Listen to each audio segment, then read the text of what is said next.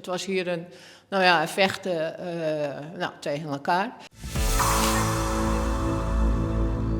Museum Het Bolwerk in IJsdijken vertelt de geschiedenis van de oorlog tussen de Spanjaarden en de Staatsen, ook wel de Lage Landen genoemd.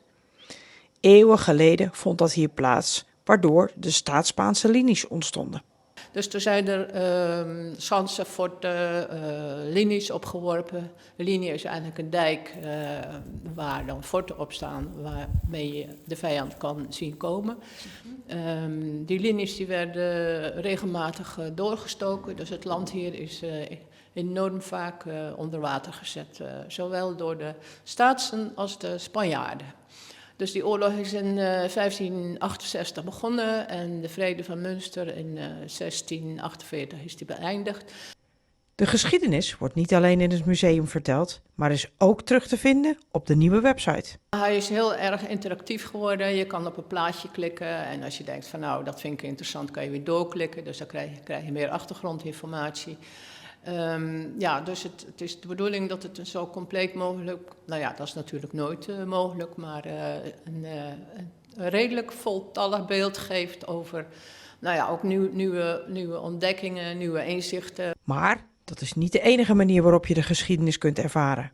Ik ben zelf een redelijk fanatieke wandelaar, dus ik dacht van, wat is er mooier om een wandeling uit te zetten langs de restanten van de Staats-Spaanse linies. Ik heb ze opgezocht, ik ben er langs gelopen, ik beschrijf ze, wie ze gebouwd heeft, wie het vernield heeft, wie het weer aangevuld heeft.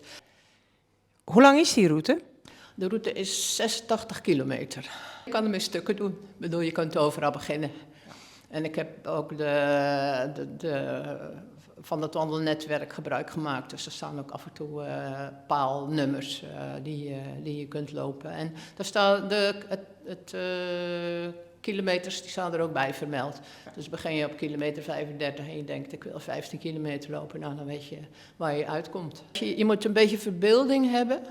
En er was hier natuurlijk ontzettend veel water, dus ik heb ook wel op plekken gestaan zo van, nou moet ik me voorstellen dat hier allemaal water was. Bijvoorbeeld bij de Kleine Pas, dan sta je ongeveer midden in het stroomgebied van het Zwin. Maar ook bij Oostburg heb je het Kokseisgat en Brugse Vaart, dat komt daar allemaal bij elkaar. Dus dan sta je ook op een plek dat je denkt van, dan was hier dus zo water waar je nu in het weiland staat, in het prachtige natuurgebied hier. Voor wie is die wandeling bedoeld? Nou, ik hoop voor de eigen bewoners. En dan ook meer kennis opdoen over wat zich hier afgespeeld heeft. En ook hoe het landschap gevormd is, want dat is natuurlijk ook heel prachtig. Verder hoop ik ook voor mensen uit het land die van wandelen houden en denken van het Pieterpad heb ik gehad en alle andere lange afstandswandelingen. Dus laat ik nou eens gaan kijken in West-Vlaanderen hoe mooi het daar is.